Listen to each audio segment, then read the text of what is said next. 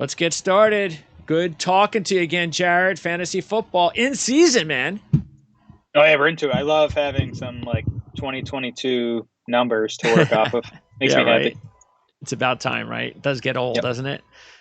Yeah. But it's only been a week, but still. And last week, fantasy football offenses. I mean, NFL offenses were, and that's no surprise, right? Yep. Week Yeah, one. it tends to be that way week one, especially nowadays. Like so many teams don't play anyone in the preseason, or if they do, it's like a few series. So these offenses tend to get off to slower starts. Yeah, so we'll see how it works out week two. You know, so supposedly there's a big jump. By the way, I didn't even put my camera on. There I am. Supposedly there's a big jump from week one in the NFL to week two, so we'll find out whether or not that's the case.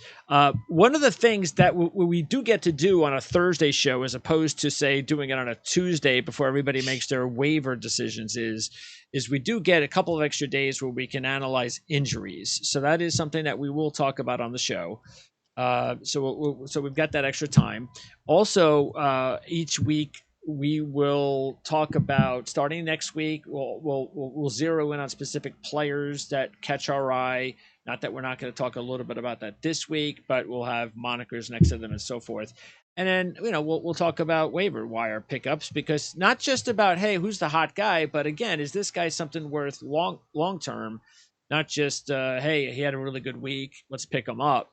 I have an opening spot. Let's kind of get started there.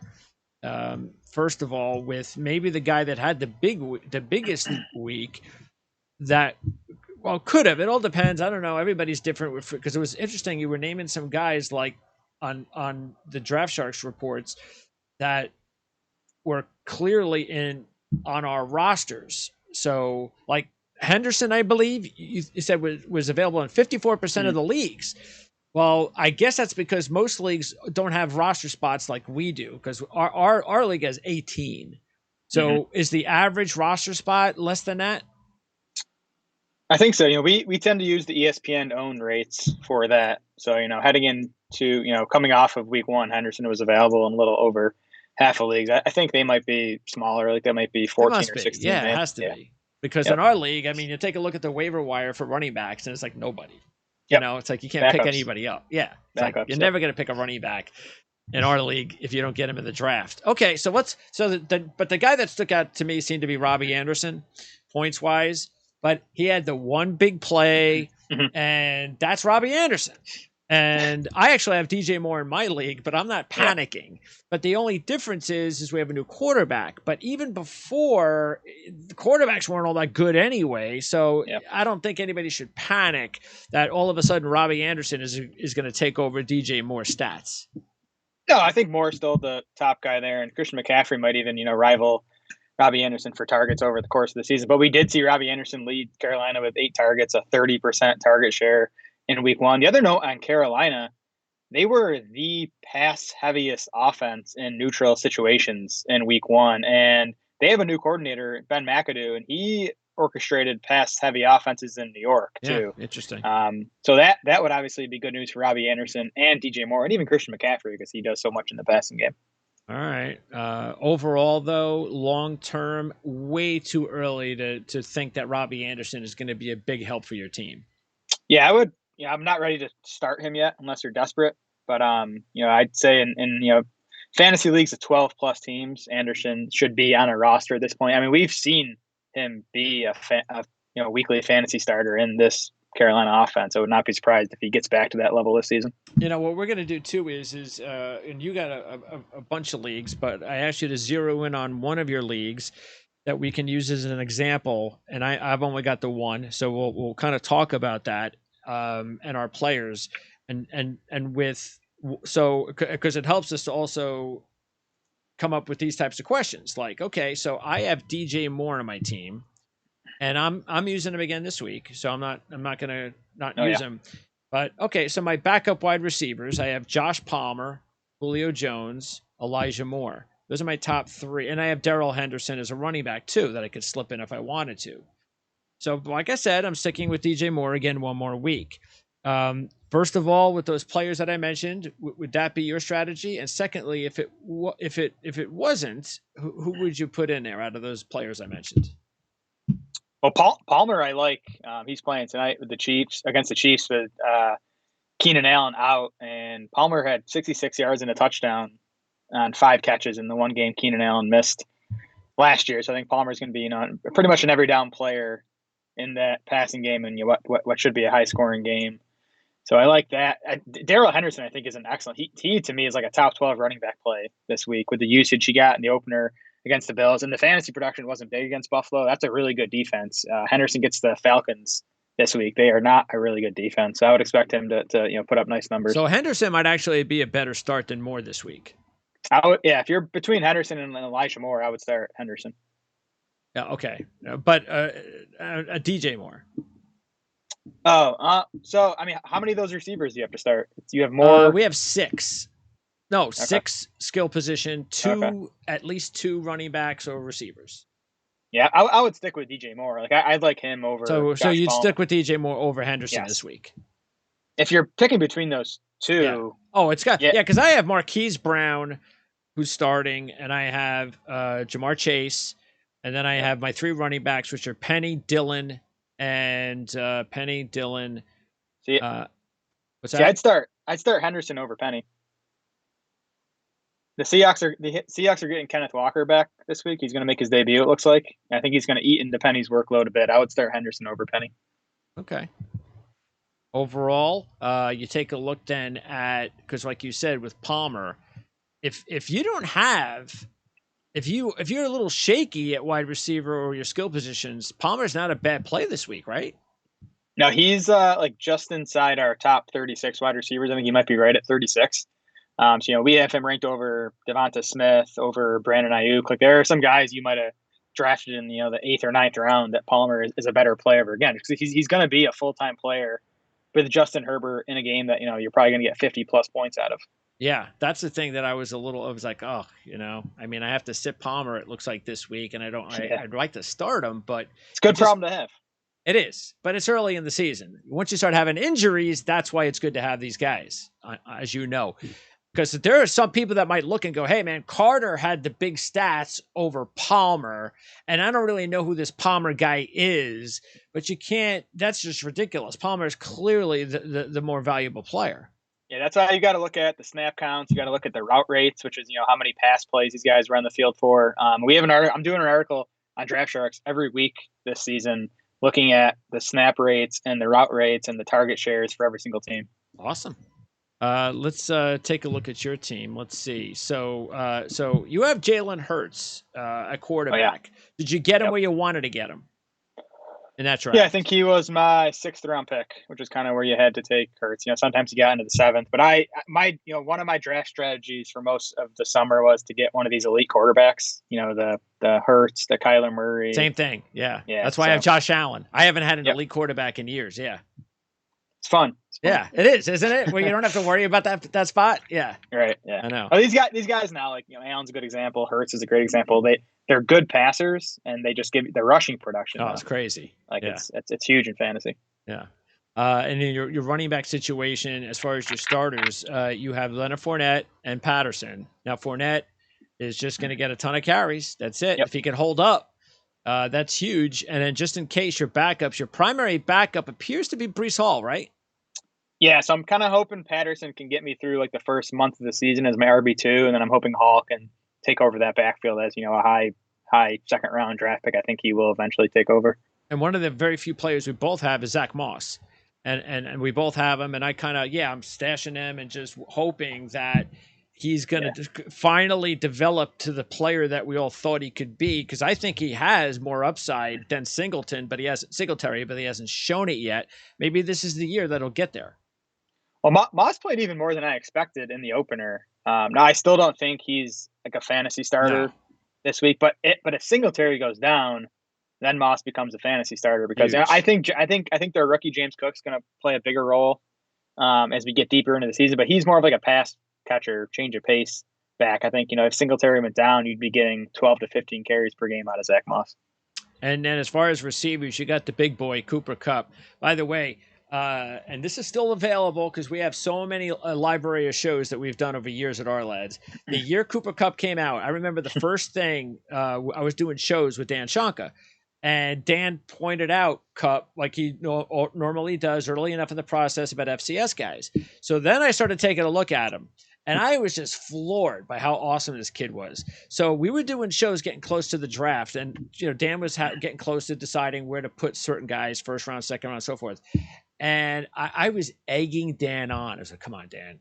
He's a top 10. He's like a top 10, 15 player. Come on, man. And he just didn't want to do it because of he knew he was, but it's so hard to do that when a guy is from the FCS and so forth. Sure. But that's a player that, man, now everybody could just clearly go back and see what we all saw on the tape. It was like watching Jerry Rice play.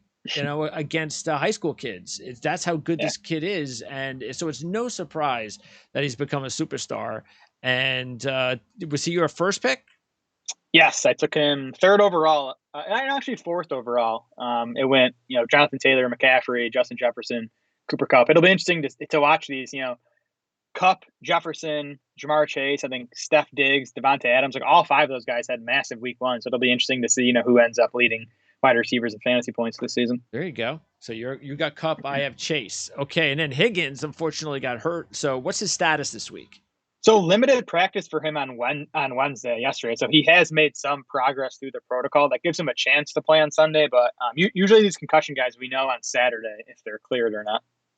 Yeah, and by the way, I've been saying this for about a year or two with Cincinnati. They just have they have brought in guys, but late round or guys you barely make the roster. They have not added like that fourth guy, like that just in case one of the top three guys gets hurt. This is the example, because once one of those top three one of those top 2 or 3 go, especially if it's one of the top 2, then all of a sudden an offense is predicated to passing the football as much as they do. It becomes an issue. Yeah, so, if Higgins is out, Tyler Boyd obviously becomes the number 2, and I think he'd become a fantasy option for week 2. The other guy to keep an eye on is Hayden Hurst, the tight end they just picked up in free agency. He had a pretty encouraging week 1 if you look at his playing time and the number of targets he saw. And obviously it had something to do with the fact that, Higgins missed the final, 3 quarters of that game. But again, if Higgins is out, Hayden Hurst could be a, lower end fantasy starter for you. Well, let's talk about those tight ends that are, I would think most of these guys are free agents. You have Hurst, you have Everett, and you got Higbee, and they're all from passing teams, quarterbacks. I even throw Taysom Hill in there because what did he have? He went back to running the football again, but he's a tight end. So you can take advantage of that, can't you? Yeah, Hill's tough. I mean, he played 16 offensive snaps he didn't in play week much. 1. Yeah. Like his floor is super low. He could score you 0 points.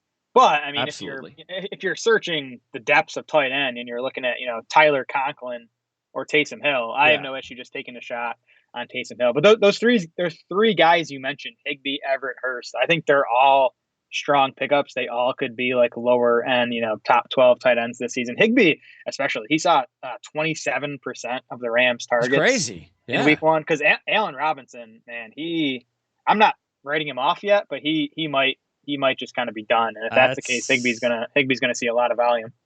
That is a bad sign. It's only 1 week, like you said, but there were already. I was wondering why everybody was jumping so much on his bandwagon just because he was making us. Oh, it's finally going somewhere where there's a quarterback. Yeah, but that's easier said than done, man. I mean, there are reasons. I've seen really good receivers that do pretty well on bad teams. So I don't think that was an excuse. That was, I think, a little bit overblown, and we're seeing that. But it's only 1 week. What's also, so out of those 3, who would you take? I would have to go Higbee just because of the usage. I'm big into that in fantasy. I think following that is the way to go for the most part. I'd have Everett second. Okay. Just because of the offense he's in, especially with the Keenan Allen injury. And then I'd have Hurst number 3. And what about, we talked how about receiver? Because I was a little bit surprised that Phillips, the rookie for Tennessee, outshined Burks, the other rookie.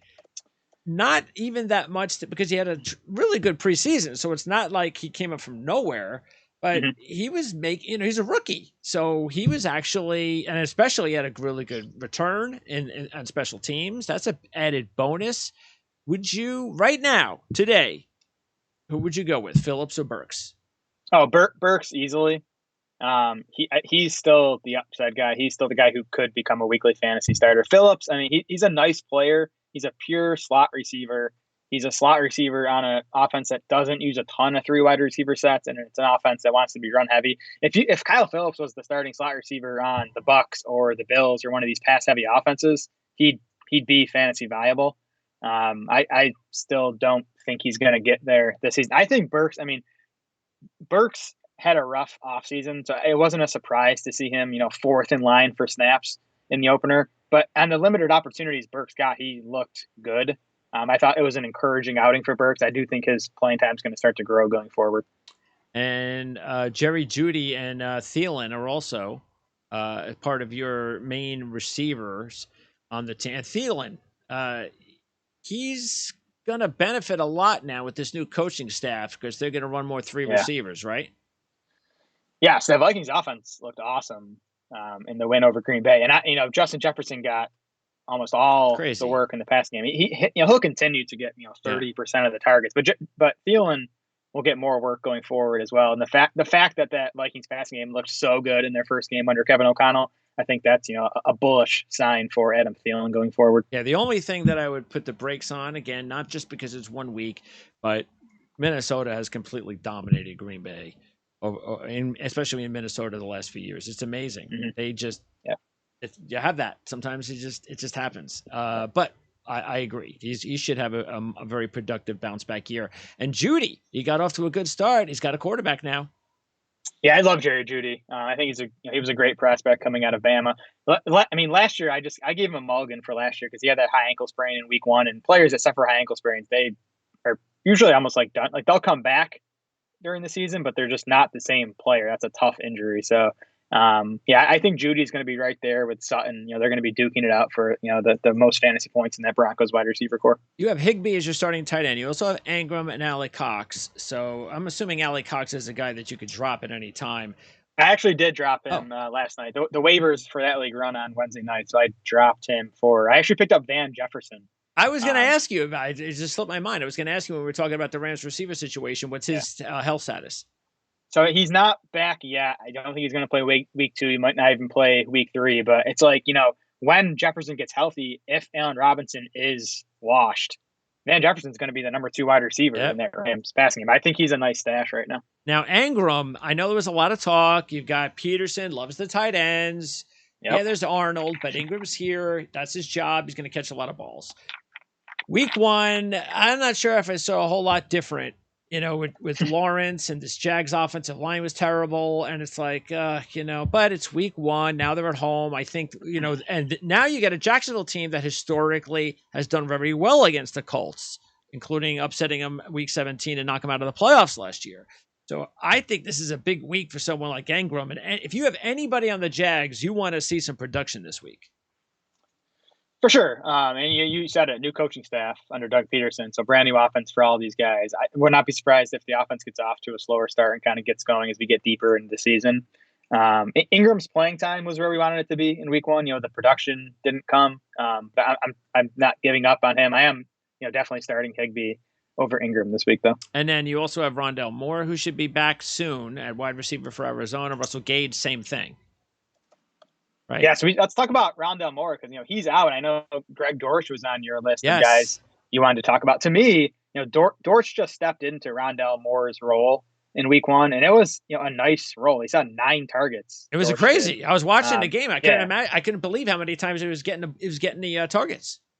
Yeah, so Dortch is like a desperation play if you need someone this week in a PPR league because he might catch another 5-6 balls. But to me, it's encouraging for Rondell Moore, if he gets over this hamstring injury, that he's going to be in that full-time role and maybe see that level of targets. And he's a lot more explosive. He's a really good player. So definitely somebody to keep an eye on. But the injury situation was the kind of knock coming out of college. That's the thing we got to keep an eye on. And also with Dortch, it does help the offense because if when Moore comes out, you would you would hope that Dortch now still gets some playing time and production, not fantasy wise. I'm just talking overall because Arizona just didn't look very good offensively. No, they have. I mean, they have O-line issues. You had Rondell Moore missing that opener. You had Zach Ertz limited in the opener. So the offense has issues. I do think this Raiders Cardinals game on Sunday should be a shootout. That should be a game. You want fantasy pieces from that game. And you have also running backs. You have Chris Evans, Sonny Michel, Alexander Madison. Where's Michel right now? He's with the Chargers. He's the guy. I think he'd be the best bet in that backfield if Eckler goes down. They have Josh Kelly. They have the rookie Isaiah Spiller. But I think Michel would kind of take over as the lead guy in that backfield if Eckler goes down. Okay. And then the last guy I wanted to talk about, and by the way, you have Tyler Bass, kicker, Denver's defense. But the guy I wanted to talk about segueing is into Pittsburgh is George Pickens. And we talked about this a couple of weeks ago. Where, it was kind of overblown because of the fact that you don't have a high-powered offensive passing attack. There's other receivers ahead of him. Yes, he had a great preseason. Yes, he's a very talented player. I'm sure you didn't pick him up to immediately start. So what you saw out of Pittsburgh so far in week 1 overall, because Harris was banged up. He's trying to get back into the lineup again. Seemed like it was all defense for Pittsburgh. It looked like that watching the game. Everything came from that poor offensive line from Cincinnati again, even though new guys, same results.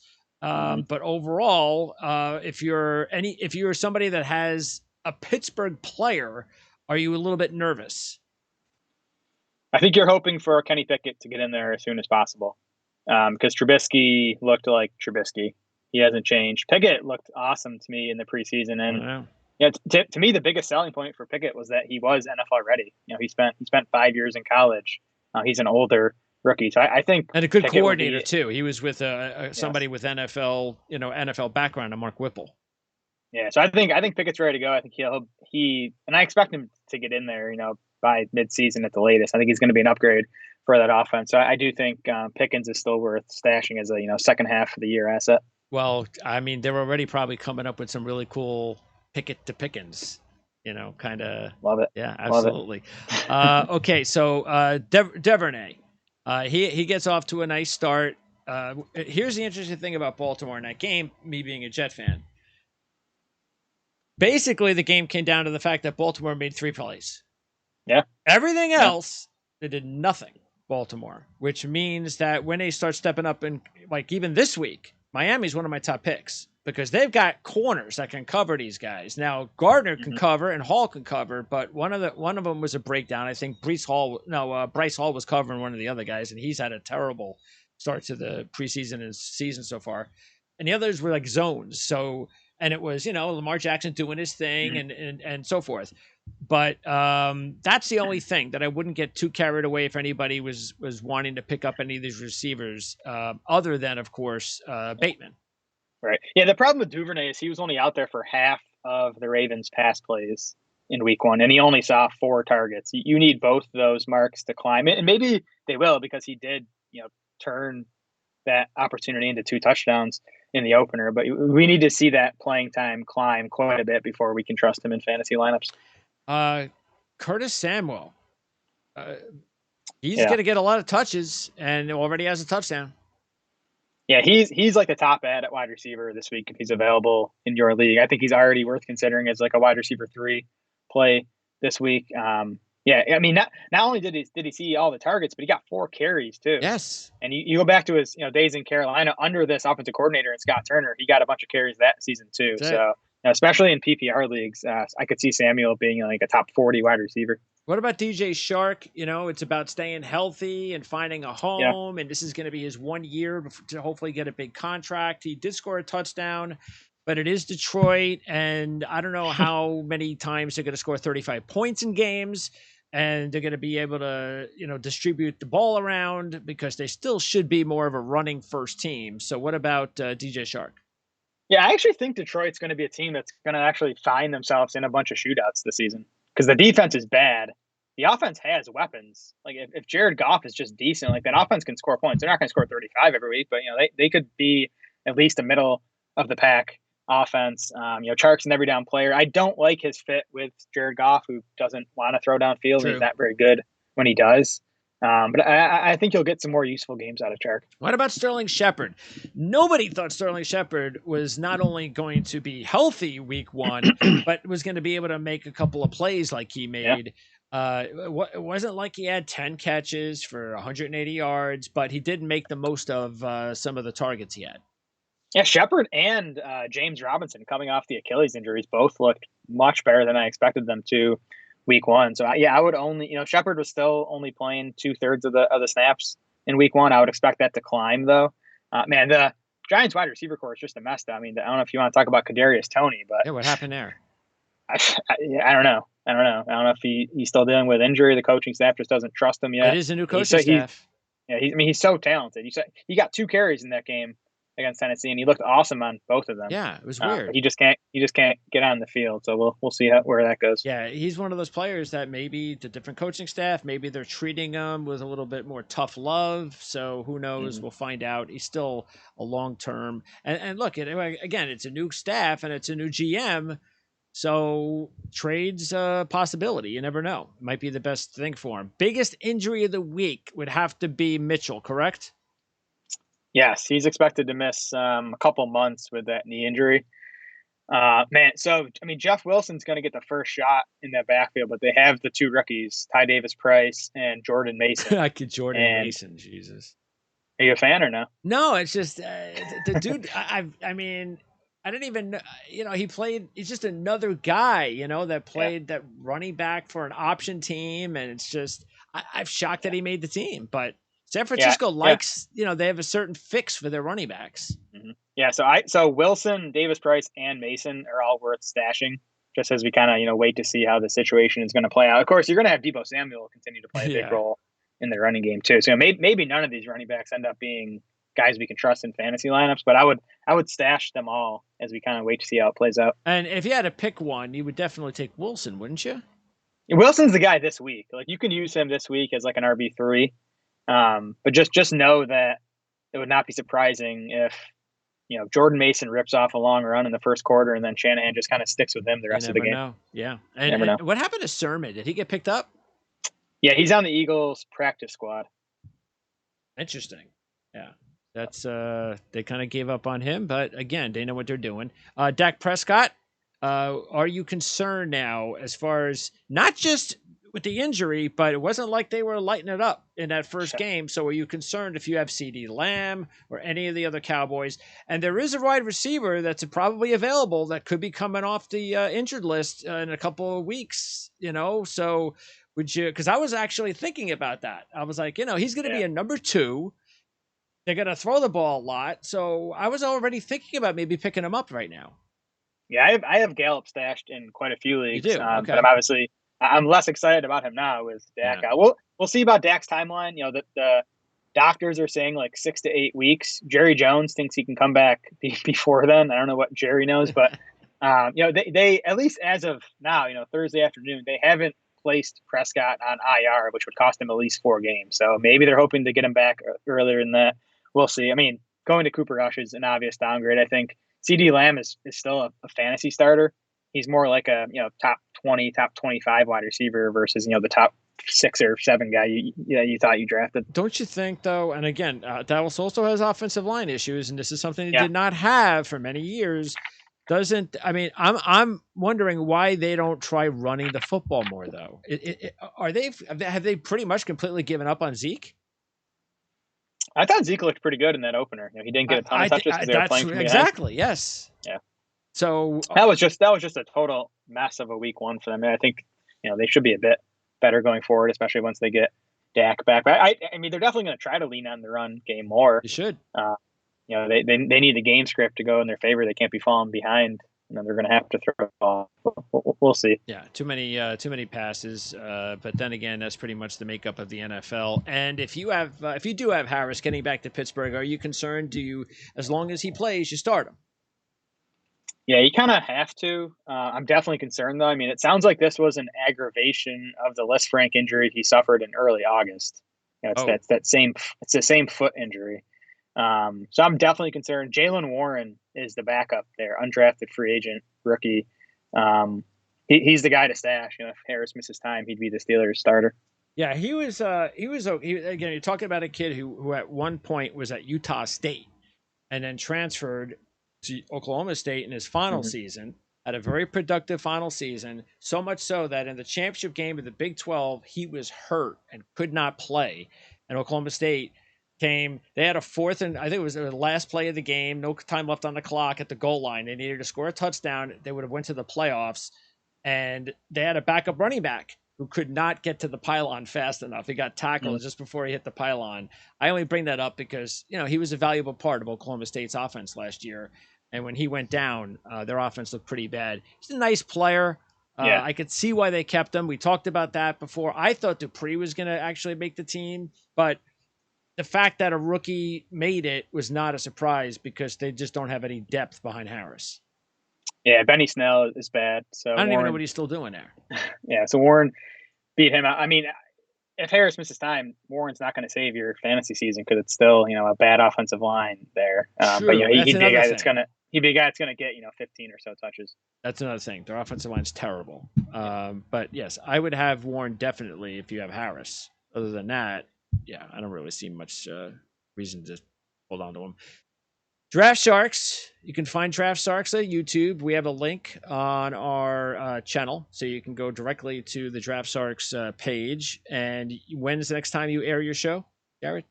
So we did our week 2 preview a couple hours ago. So we go every single game. It was like a 90-minute show. We go through every single game, talking about pretty much every fantasy relevant player. So you can check that out before you're setting your lineups this week. And then on Fridays, we do our DFS show. So we'll do a DraftKings show, kind of tackling the guys that play on DraftKings. Then we'll do a show for FanDuel as well. Awesome. Well, that's a lot of work, as well it should be. And the season's underway, though. So again, this is why I can't watch golf anymore, Greg. You're not missing anything right now. Don't worry about it. They're in Europe, by the way. They were in Europe last week. So. I thought they were in. I thought it was in a California swing or not now or something. No, they are, but they're still in Europe. Well, they had the big last European. I think it was the last event of the season last week. So you had Shane Lowry beating John Rahm. Rahm had a 62 in the final round. Yeah. And was sitting there, but Lowry beat him. McIlroy was there.